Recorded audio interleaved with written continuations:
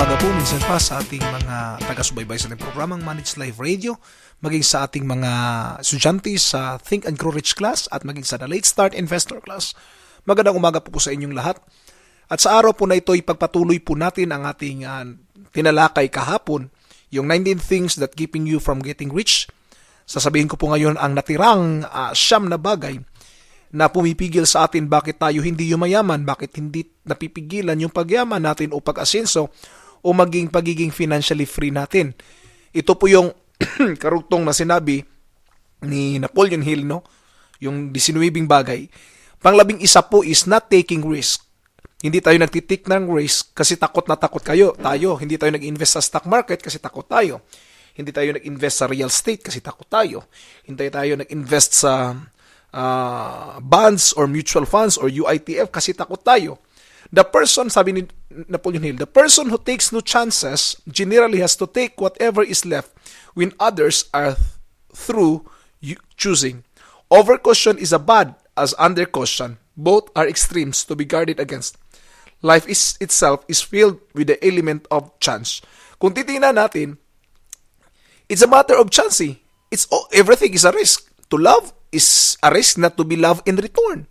To smile is a risk appearing as a fool. So, ibig sabihin, lahat naman talaga risk. Kung ngingiti ka, maglalakad ka sa daan, it's also a risk na pwede kang masagasaan. Gumastos ka is also a risk na probably yung mabili mo ay sira. Everything is a risk. But the question is, what kind of risk do we take, no? We can take the risk, but we don't have to be risky.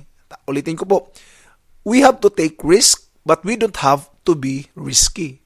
Lahat tayo, pagmamaniho is risky, right? Pero bakit tayo nagmamaniho? Because we know how to take the risk on driving, but we are not risky drivers. Tama ba? Hindi naman tayo risky drivers na kahit saan lang kuha ng kuha, di ba? So kung titingnan natin, itong pagtitake ng risk, hindi po masama. We have to take some risk, no? Kung kailangan mag-invest, invest tayo. Kasi we can only earn if we have to take some risk. Pang-12, hanging out with the wrong crowd. Kung ang mga kasama natin ay mga negatibo, expect na negatibo rin yan sila. Sabi nga ni Chinkitan, di ba? Yung birds of the same feather, ang karugtong niya is become feather duster. Actually, when we hang out with negative people, we become negative. Yun na po ang simple logic niya, no? So one should use great care to select an employer who will be an inspiration and who is himself intelligent and successful. Napakaganda nga kung sana kung makita mo na employer mo is successful and intelligent so that you can ask a lot of things. If your boss is a millionaire and successful enough, then look for what he has. Pang nasa ganun, umasenso tayo, no? Kaya nga si Napoleon Hill nag-suggest na kung maaari, gumawa tayo ng tinatawag na mastermind group. Yung mga taong magagaling ang isip talaga na expert sa kanilang field to become your mastermind group, no? Maging grupo mo na doon ka kukuha ng ideya. Pang-13, sticking with your job or with the job you hate. Sabi ni Napoleon Hill, no man can succeed in a line of endeavor which he does not like. The most essential step in marketing of personal services is that of selecting an occupation into which you can throw yourself wholeheartedly. Kaya po ay challenge doon sa mga may nakita na pamamaraan, no? Nakita nyo na medyo maganda itong isang bagay na ito, then go for it. Put your heart on it. At sinabi niya dito, yung pagsistick natin sa isang trabaho na hindi naman maganda, hindi ayaw natin, it will cripple us, no? Na ma-achieve yung gusto nating mangyari sa buhay. Hindi tayo magiging successful niyan kung nandyan pa rin tayo sa trabahong yan. Ngayon, kung ayaw mo yung trabaho mo ngayon na yan, maghanap ka ng ibang employer na mag-fit in doon sa gusto mong mangyari sa buhay mo. Say for example, kung isa kang musician, huwag kang magtrabaho doon sa isang trabaho na sa salon ka. Maghanap ka ng isang amo na musician din na sa ganun maging katuwang ka sa kanya.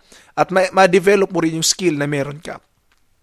Pang-14 po is not narrowing your focus. The jack of all trades seldom is good at any. Kung jack of all trade ka, minsan hindi ka talaga magaling sa lahat. Sabi, jack of all trade, master of none. Concentrate all your efforts on one definite chief aim.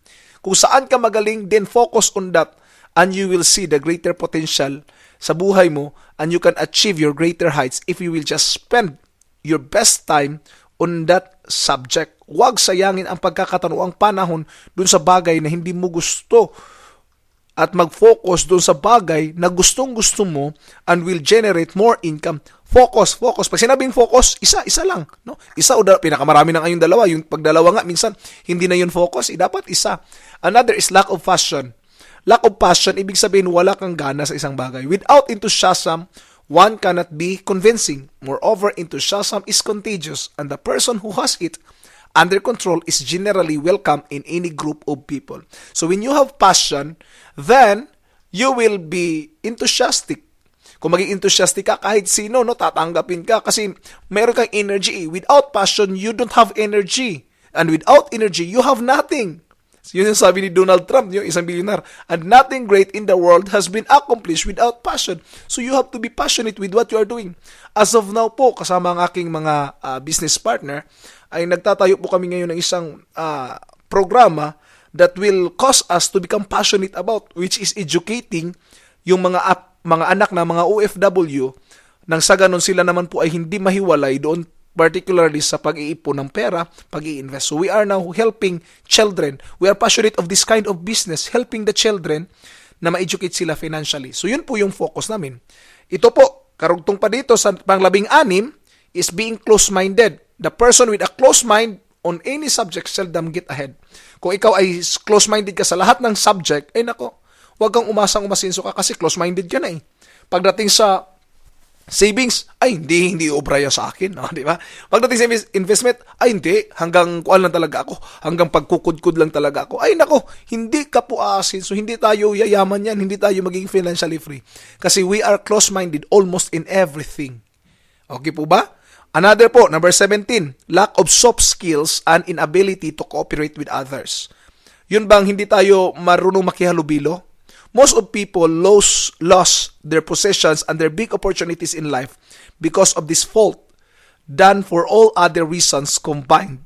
Kung hindi ka marunong makihalubilo sa tao, hindi ka marunong umunawa, nako, napakahirap po niyan, no? Indifferent ka sa ibang tao, tapos wala kang soft skills. Ano yung soft skills? Yung passionate, yung maawain, mahabagin. Dapat mag-develop tayo ng tinatawag na soft skills nang sa ganun, tayo po ay maging financially free at aahon sa buhay. Kasi if we will just rely simply on our skills, hard skills, no? Yung meron tayong mga ibang skills, but with regards to emotional skills, kung wala tayo niyan, nako, problema po yan, no? Kasi paano ka lalago niyan? Paano ka makipag-deal sa iyong mga empleyado? Paano ka makipag-deal sa iyong mga business partner? Another po is intentional dishonesty. Ano po yung intentional dishonesty? May mga tao talagang likhang sinungaling na talaga mulat sa pool. No? Simulat sa pool. Sinungaling na talaga kahit anong sabihin nila, nakakadismaya kasi akala mo totoo, yun pala, nagsinungaling na pala. There is no hope for the person who is dishonest by choice. Sooner or later, his deeds will catch up with him and he will pay by loss of reputation and perhaps even loss of liberty. O kasi yung mga dishonest, probably makukulong yan, di ba? Swindler, yung mga taong mga sinungaling, no? Marami mga taong sinungaling. Tapos over-emphasis tayo sa ating mga product. Mali po yun. Kung nasa network industry ka, don't never over-emphasize on the product. Share what you think is right, but never over-emphasize, no? Kung ano ang tama, sabihin. So, intentional dishonesty, isa po yan sa mga bagay na hindi magandang i-develop kung gusto nating umasenso. Huli po sa listahan ko, which is very important, is yung pag-iisip na gustong yumaman agad. Trying to get rich quick. Uncontrolled desire for something for nothing or get rich quick, dapat nating iwasan. Yung mga schemes na get rich quick, 3 buwan lang, dapat babalik na yung pera mo. No. Huwag kang umasa dyan. Tulad ng gambling, tapos yung loto na yan, no? Nako, wag po kayong umasa dyan. Yung sa Pilipinas, meron tayong Philippine Charity Sweepstakes.